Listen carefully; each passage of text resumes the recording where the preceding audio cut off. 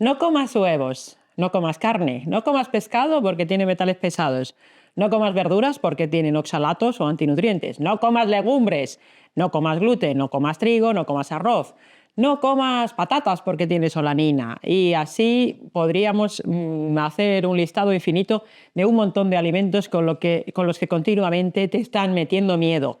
Y además cada uno te dice una cosa, con lo cual llega un momento en el que con mucha razón muchas personas en redes sociales o en los vídeos de YouTube dicen ¿pero qué puedo comer? Si es que parece que todo es malo y todo me va a enfermar. Y además, dependiendo de a quién escuches, pues el mensaje será distinto. Ostras, pues es que quizás el primer problema sea comer desde el miedo, desde el es que si como esto me va a pasar mil males. Y es verdad que efectivamente hay una serie de productos, sobre todo, que pueden hacer que tengas, bueno, pues quizás no una salud óptima, pero si es importante el qué comes, también es importante cuándo lo comes y desde dónde y cómo lo comes. Y estamos ya en un momento en el que en realidad podemos decir que muchos somos unos verdaderos privilegiados, los que vivimos en sociedades donde nos podemos incluso plantear estas cuestiones de ¿qué voy a comer hoy? O donde podemos ir al supermercado y tener acceso a una cantidad de alimentos diferentes que desde luego hace algunos años, décadas, eran una fantasía.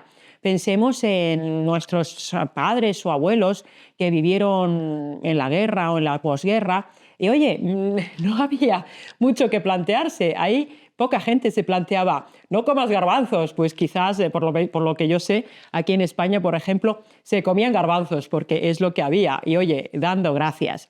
Por ejemplo, en Finlandia, que es de donde soy yo, durante muchos años, en la época de la guerra, que fueron muchos años difíciles, y en la posguerra también, por ejemplo, se cogía corteza de pino, se hacía una especie de harina con la corteza de pino o de otros árboles y se añadía la harina para hacer pan. Y se llamaba pettuleipä, porque claro, es que no había. Aunque por suerte ahí en Finlandia pues también podían recoger bayas o setas y pescar y así iban complementando la alimentación. Mi madre, por ejemplo, siempre me cuenta cómo ella comía gachas para desayunar todas las mañanas y además era pues avena aguada y no llevaba mucha sal, desde luego no llevaba azúcar, no podía echarle mantequilla, salvo un poquito quizás los domingos. Y oye, era lo que había. En cambio, ahora, cuando tenemos acceso a toda esa cantidad de alimentos, los que vivimos en las sociedades con ciertos privilegios, vamos a decir, no privilegios, pero sí un buen nivel de vida, podemos tomar decisiones conscientes y comer con una calidad y además en unas cantidades exageradas de comida. Y es cuando parece que más nos liamos con qué comer para estar sanos. Y esto está genial. También digo que es verdad que esta no es la experiencia de todo el mundo, porque los determinantes socioeconómicos de la salud son muy importantes y la cesta de la compra, por lo menos aquí en España, se está poniendo complicadita. Y esta fantasía de desayunar siempre huevos, el típico desayuno, ¿no? Como chachi, que son huevos, salmón, aguacate y luego frutos secos y frutos del bosque, pues no es que sea un desayuno barato. Tampoco significa que haya que desayunar eso para estar sano, ¿no? Y es verdad que quizás siga siendo necesario hablar sobre la alimentación saludable, sobre la nutrición, desde el enfoque de la salud. Aunque también reconozco que a mí personalmente me da un poquito de pereza, porque lo doy como por sabido. Si es que en realidad todo el mundo, entre comillas, sabe lo que puede comer para estar sano. Y no quiero hacer muchos vídeos sobre esto de la alimentación. Ahora, por ejemplo, hay mucho debate sobre el huevo, luego hay debate sobre la carne, hay debate sobre las dietas veganas, vegetarianas o lactovegetarianas, flexitarianas, la pesco-mediterránea incluso también está sujeto a debate, luego la carnívora, la keto, la paleo, y así podríamos continuar enumerando un montón de dietas. E incluso, y esto lo he dicho muchas veces, hay gente que se llega a identificar con su patrón de alimentación y lo llegan a poner como en su, bueno, incluso en su nombre de alguna red social. Fulanito o keto o vegan no sé qué, que está perfecto si lo haces porque a ti te nace, pues oye, a mí me parece que de respeto absoluto.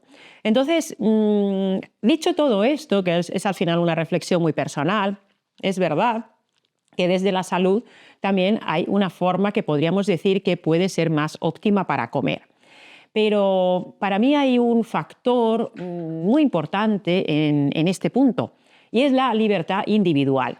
Oye, qué pereza esa gente que te dice lo que puedes o lo que debes comer o no comer. Qué pereza esa gente que desde su propia ideología te dice es que tienes que ser vegano, porque si no eres vegano, y ahí pues ya le añaden sus razones. Otra gente que dice no, es que la dieta carnívora y keto es la dieta ancestral del ser humano y todo lo demás se ruina. Y vamos a ver, somos la especie Homo sapiens, quizás cada vez menos sapiens, pero bueno, somos una especie que nos hemos adaptado fantásticamente a vivir en un montón de ambientes diferentes. Y somos como los cerdos, si es que nos lo podemos comer todo. Podemos comer con muchos hidratos, podemos comer con pocos hidratos, podemos comer muchas grasas. Es verdad que la cantidad de proteína en general óptimamente siempre será un porcentaje más o menos similar, que puede variar pues un 15, un 20, 25% de la ingesta energética. Depende un poco también. Luego hay otros estudios donde dicen que si elevas las proteínas en según qué circunstancias te puede ir mejor. Es más, incluso si no llegas a tomar suficiente proteína, es por eso por lo que quizás tengas hambre y tengas que estar metiendo más alimentos hasta llegar a tomar la cantidad de proteína que necesitas, y es por eso que hay gente que tiene como esa hambre continua y no saben por qué, y a lo mejor es porque su cuerpo le está pidiendo proteína, o quizás su cuerpo también le está pidiendo grasa, o le está pidiendo hidratos, o le está pidiendo micronutrientes o magnesio. Yo es verdad que cuando empecé a cuestionarme no tanto lo que me habían enseñado en la facultad o en la especialización, sino lo que no me habían enseñado, que es la alimentación y el estilo de vida, la salud. Tuve muchos años en los que veía que la alimentación, la nutrición, era un factor prioritario y como el más importante, incluso lo veía como una especie de llave mágica para conseguir solucionar muchas enfermedades.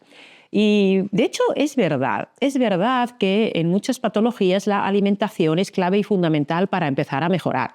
Y es verdad también que en esos años de aprendizaje, cuando empecé a incorporar primero estrategias de alimentación low carb, allá por el 2008-2009, sin almidones, por ejemplo, para una espondiloartropatía, sin gluten, sin azúcares, low carb, a veces keto. Bueno, pues diferentes tipos de estrategias. Durante muchos años estuve muy centrada en estudiar más sobre la alimentación y era todo un mundo nuevo. Luego, cuando me matriculé en el máster en psiconeuroinmunología clínica, ya en el año 2016, pensaba, bueno, pues será un máster para entender mucho mejor esto de la alimentación, y me encontré con que había muchas más cosas, ¿no?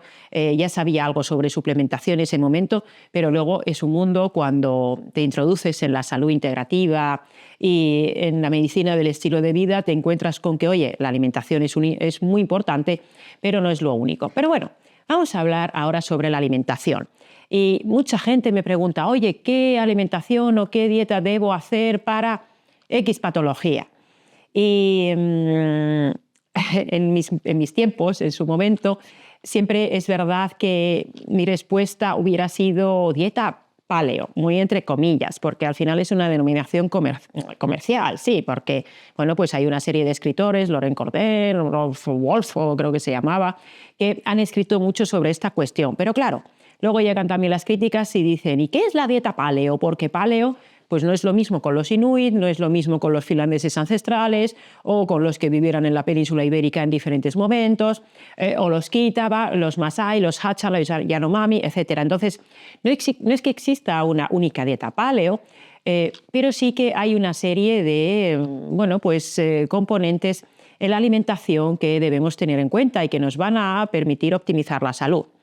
Y desde luego que el más importante es que los ultraprocesados son mierda. Es lo que hay. Los ultraprocesados son mierda. Y en España, y siempre lo digo, es un dato de hace algún año ya, en España, por ejemplo, más de un tercio de lo que se come es a base de ultraprocesados. Y yo no los como. Y conozco mucha gente que tampoco los come, y eso significa que hay gente que come muchos más ultraprocesados que un tercio. En Estados Unidos, incluso el 50, 60, en algunos sitios, en algunas familias, en algunos barrios, contextos, el 80%, el 85% llegan a ser ultraprocesados. Y ha habido a veces un blanqueamiento, o bueno, están habiendo intentos de blanqueamiento sobre los ultraprocesados, en plan, bueno, pues es que si dices que los ultraprocesados son malos, estás generando trastornos de la conducta alimentaria. Eso es ruina, eso es mentira. A ver, por supuesto que sí, una vez te comes una galleta, un donut, y a partir de ahí empiezas a fustigarte y a latigarte y decir, oh, mi salud se va a ir a la porra y a partir de ahora ya estaré siempre enfermo, pues oye, tienes un problema. Pero lo cierto es que los ultraprocesados no nos aportan nada. Los ultraprocesados son una gran industria. Habrás oído quizás esto que dicen de que, ¿cómo es?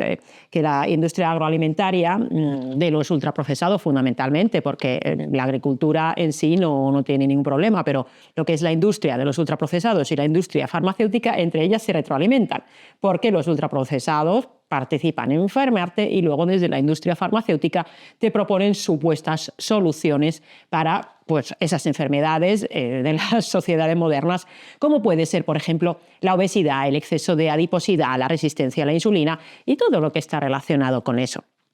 Entonces, esa sería la regla número 1, o sea, no tomes ultraprocesados, no los compres, déjalos en la tienda, vete solo a mercados.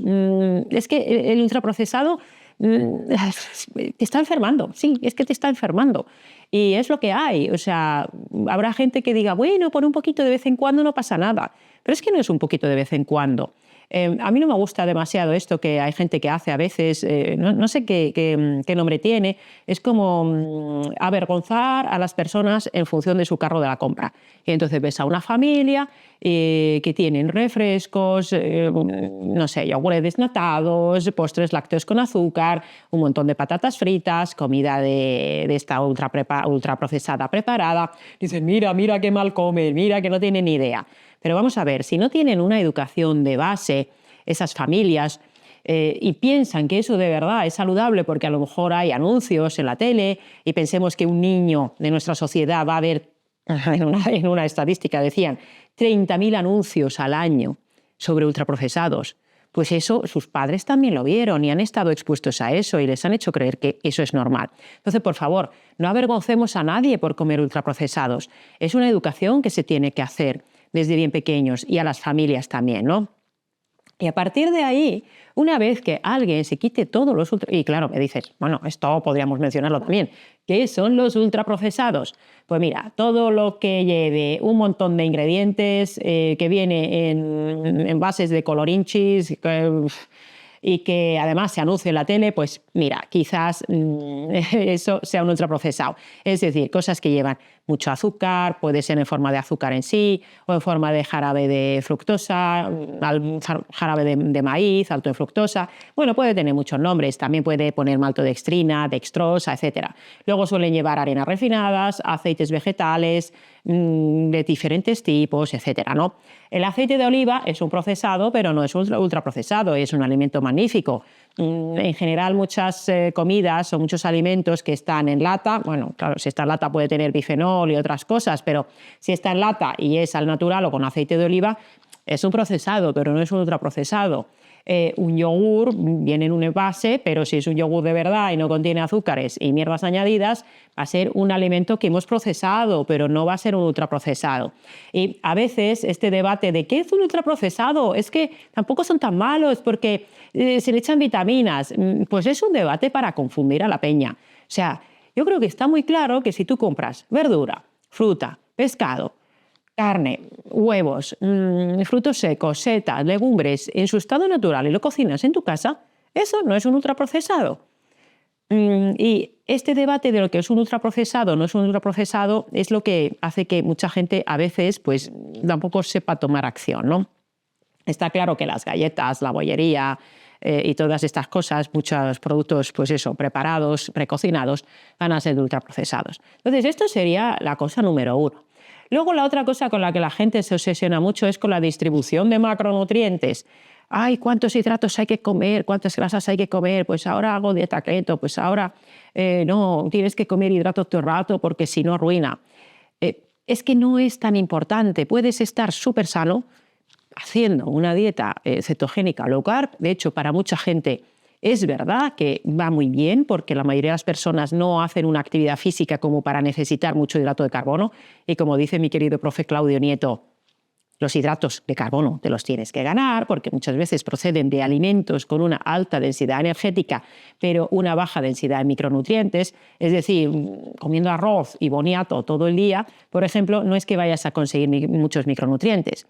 Pero también es verdad que hay muchas personas que, oye, le viene mejor meter hidrato de carbono. Y no es lo mismo, pues un tío, un fenotipo cazador, que le va genial comer 1 o 2 veces al día a base de pues, producto a lo mejor de origen animal, que una mujer, vamos a decir, más delgadina, a lo mejor con un problema de tiroides, y que además según su fase del ciclo menstrual necesita una cosa u otra. Y entonces aquí es donde surge el problema, que se nos ofrecen soluciones paquetizadas y estandarizadas que parece que tendrían que valer para todos. Pues mira, no es así.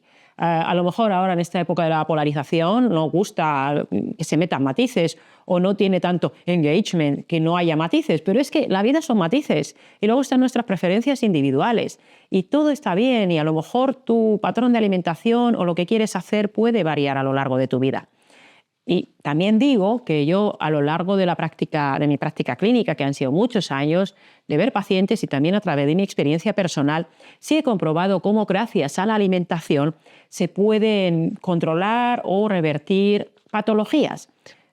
Diabetes mellitus tipo 2 es un ejemplo muy paradigmático, ¿verdad? Cómo se puede llegar a revertir la diabetes mellitus tipo 2. No digo curar, digo revertir, porque si uno hace un abordaje desde la alimentación y desde el estilo de vida de la diabetes tipo 2 y luego vuelve a su estilo habitual, pues obviamente la diabetes tipo 2 puede volver. Pero es especialmente, no sé si decir satisfactorio, en las enfermedades autoinmunes o autoinflamatorias, que son muy complicadas. Y estoy hablándote de situaciones como la enfermedad de Hashimoto, por ejemplo, que es la tiroiditis autoinmune. Te estoy hablando de la espondiloartropatía o de la artropatía psoriásica, que esto Mago More lo cuenta genial, que pronto lo tendremos por aquí. O te estoy hablando, por ejemplo, de la enfermedad inflamatoria intestinal. Oye, hay muchas personas que con la alimentación y otros enfoques, otros abordajes desde el estilo de vida consiguen revertir una situación de salud que es una auténtica pena. Y además sin fármacos, que no es que hacerlo sin fármacos sea el objetivo, pero oye, si lo consigues sin fármacos y si lo consigues haciendo lo que le corresponde al ser humano y te evitas esos efectos adversos de los fármacos, pues qué bien, ¿no? No es que sea el objetivo último, pero es genial, ¿no? Y es verdad que allí hacer una alimentación en base a verdura, fruta, aceite de oliva, setas, los frutos secos, bueno, depende un poco de la persona, pescado, frutos del mar, o sea, marisco, crustáceo, etc. Y luego huevos del cero, idealmente, y carnes de calidad, pollos, etcétera, pues consiguen revertir muchas veces estas situaciones de salud. Y es lo que hay. Y entonces habrá gente que me dirá, pues muéstrame el ensayo doble ciego, bueno, claro, doble ciego en alimentación no puedes hacer, muéstrame un ensayo clínico, muéstrame metaanálisis, muéstrame estudios sistemáticos. Pues mira, en algunos casos sí que hay ciertos estudios, por ejemplo, Terry Walsh en esclerosis múltiple tiene algún artículo publicado. En Alzheimer es otro contexto, está de Bredesen, que tiene un libro sobre el final del Alzheimer, y en Hashimoto están todas las experiencias, por ejemplo, de Montcherreus, que con sus compañeros, bueno, Montcherreus ya no está allí, pero en el método Reshape sobre Hashimoto, y hay muchísimas experiencias de pacientes, y eso también es evidencia científica. Y aquí los cientificistas, aquellos para los que la ciencia es una religión, dirán, pues es que no hay estudios. Bueno, es que la evidencia, la medicina basada en la evidencia no son solo los estudios científicos, porque además en la alimentación en concreto es muy difícil hacer estudios a largo plazo bien diseñados, que además luego se cumplan y que incorporen también todos los factores de confusión. Y en la medicina basada en la evidencia, la experiencia clínica de los clínicos, que somos cientos de médicos, de nutricionistas, de profesionales de la salud integrativos, que tenemos la experiencia de los pacientes. Y cuando a ti te llega un paciente que tiene Hashimoto y llega a negativizar los anticuerpos después de haber cambiado su estilo de vida, cuando te llega una persona con una espondiloartropatía y de estar rígido y no poder darse la vuelta en la cama por las noches y de poder hacer vida normal, o cuando tienes una persona con enfermedad inflamatoria intestinal que literalmente se desangraba por su intestino y hace vida normal, gracias a cambios en su alimentación y otras cosas del estilo de vida, dices, dale un artículo que diga que no hay evidencia. Cuéntale que no hay evidencia sobre su propia vivencia, ¿no? Entonces, la ciencia está genial y yo voy a seguir defendiendo siempre el hacer estudios científicos, el estudiar, por supuesto, la microbiota, estudiar la nutrición, pero tenemos que aceptar que somos un superorganismo complejo y en ese superorganismo complejo es un sistema complejo donde hay muchos factores y que la alimentación en particular se presta muy mal a abrazar toda esa complejidad, ¿no? Y lo que sí que te animo es a que estudies, leas por tu cuenta, busques tu solución. El cambio no se puede hacer de la noche a la mañana tampoco, porque implica cambiar también muchos condicionamientos y muchas creencias limitantes que tenemos, porque hemos aprendido a comer de pequeños, hemos aprendido a comer muchas veces de aquella manera, porque quizás se utilizaba la comida también como premio de castigo y había factores emocionales, ¿no? Y al final es un proceso y tu forma de comer también puede ir cambiando. Entonces, si me estás escuchando y estás, por ejemplo, estoy pensando ahora en una persona que hace poco se me acercó en un simposio de nutrimicrobiómica, en la cátedra extraordinaria de nutribiótica con la Universidad Complutense de Madrid, y me decía, me ha salido un valor alterado en la analítica. Era una calprotectina en heces, un poquito alterado. Y estoy preocupada, ¿y qué va a pasar? Al cabo de un par de días me escribió, me han dicho que seguramente sea enfermedad inflamatoria intestinal y que tendré que tomar sí o sí inmunosupresores y corticoides y tengo mucha ansiedad y ahora ¿qué voy a hacer? Dije, ostras, todo esto que yo y otros muchos compañeros damos tan por hecho, que es que la alimentación puede ayudarte, obviamente, o revertir problemas intestinales, pues es que ni se lo han dado a entender. Le han dicho que seguro que va a ser eso y que va a tener que tomar esos fármacos. Y me acuerdo aquí, por ejemplo, de Jordi Paleo, ingeniero, que para su enfermedad inflamatoria intestinal consiguió mejorar gracias precisamente a la alimentación y a otras cuestiones del estilo de vida, ¿no? Entonces, estudia, investiga, lee.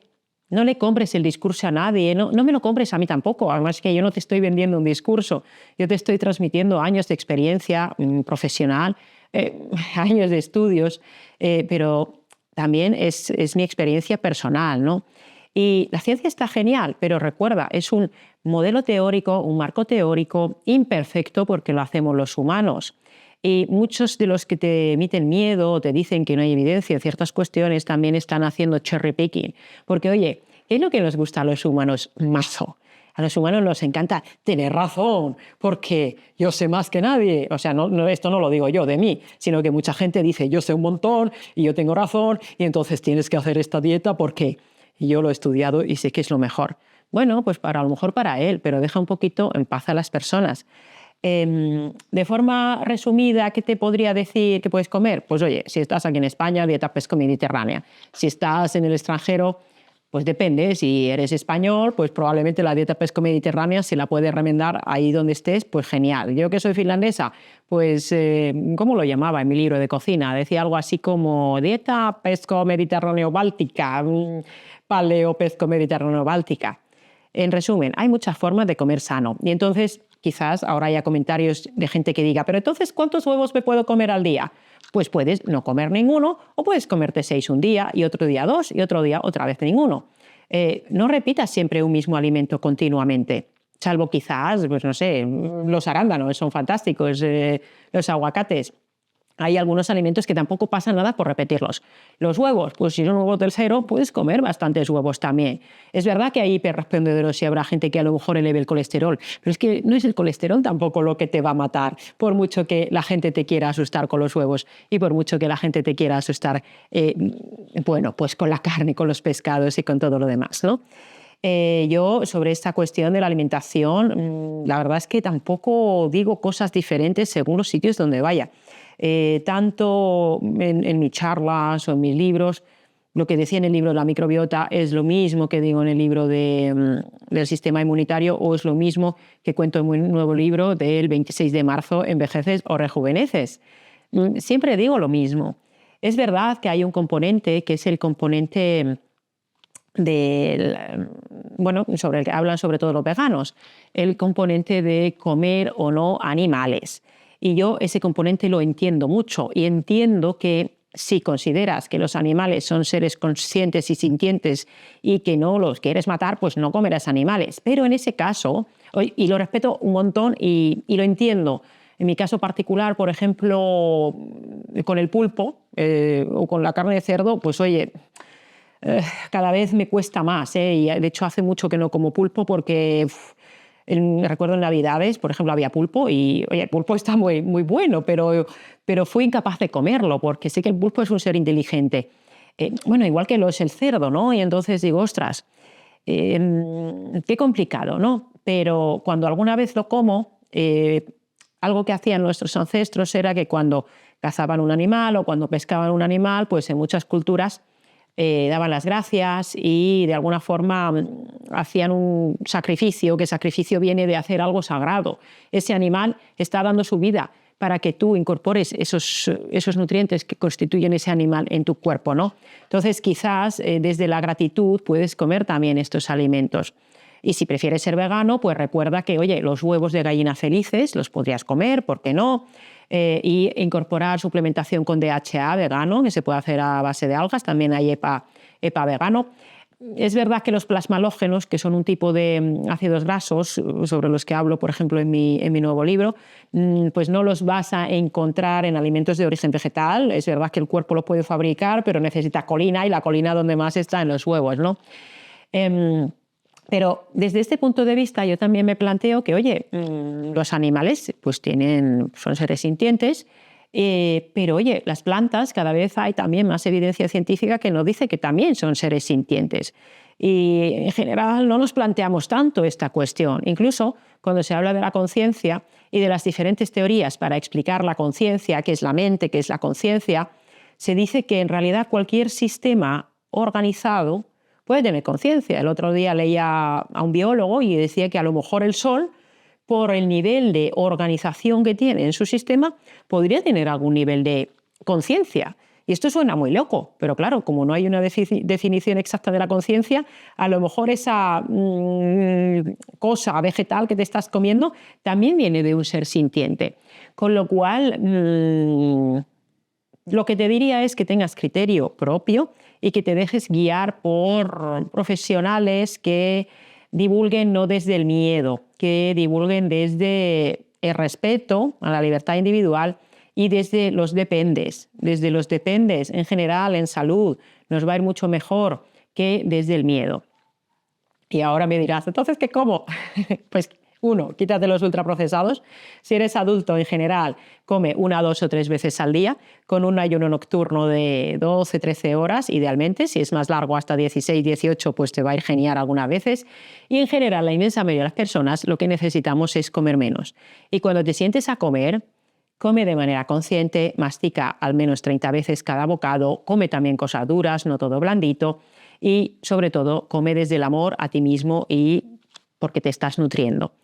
Y sobre todo deja que los demás también coman lo que les dé la gana.